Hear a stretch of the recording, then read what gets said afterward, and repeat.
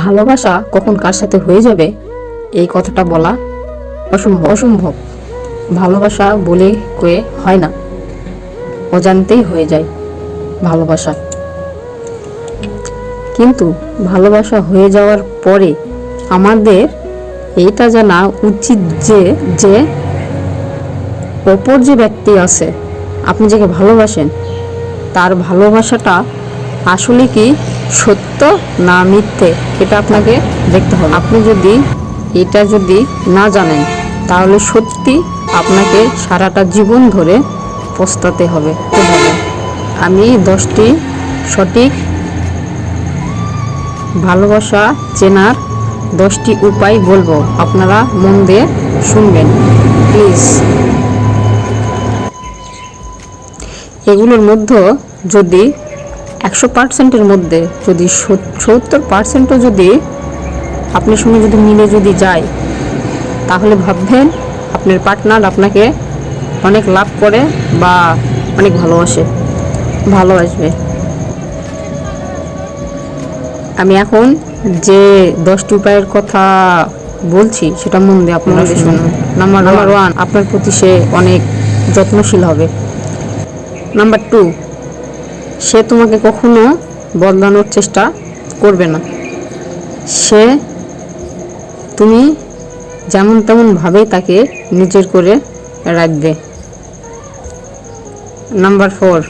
Number 3, সে কখনো তোমাকে খোঁচা মেরে কথা বলবে না বা খোঁটা দিয়ে কখনো কথা বলবে না।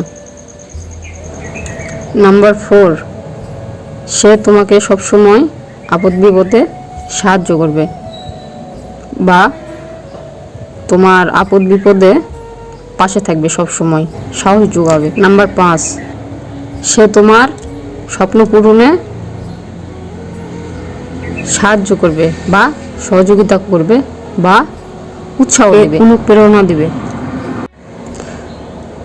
সবসময় সাপোর্ট করবে তোমাকে। নাম্বার 6, তোমাকে নিয়ে সে ভবিষ্যতের চিন্তা ভাবনা করবে বা স্বপ্ন দেখবে সে তোমাকে নিয়ে। নাম্বার 7, সে তোমাকে সর্বদাই সম্মান দিয়ে কথা বলবে। নাম্বার 8, সে তোমাকে কখনো কারো কাছে ছোট হতে দেবে না বা ছোট করে কথা বলবে না। তোমার আপনজনদেরও সে আপন করে নেবে।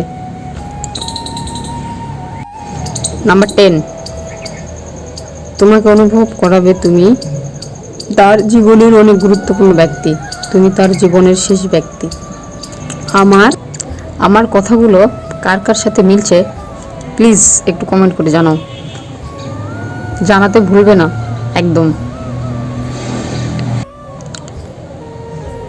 আর আমার ভিডিওগুলো যদি ভালো লেগে থাকে তোমাদের কাছে, প্লিজ একটা লাইক, একটা কমেন্ট, আর প্লিজ চ্যানেলটা সাবস্ক্রাইব করে দেন।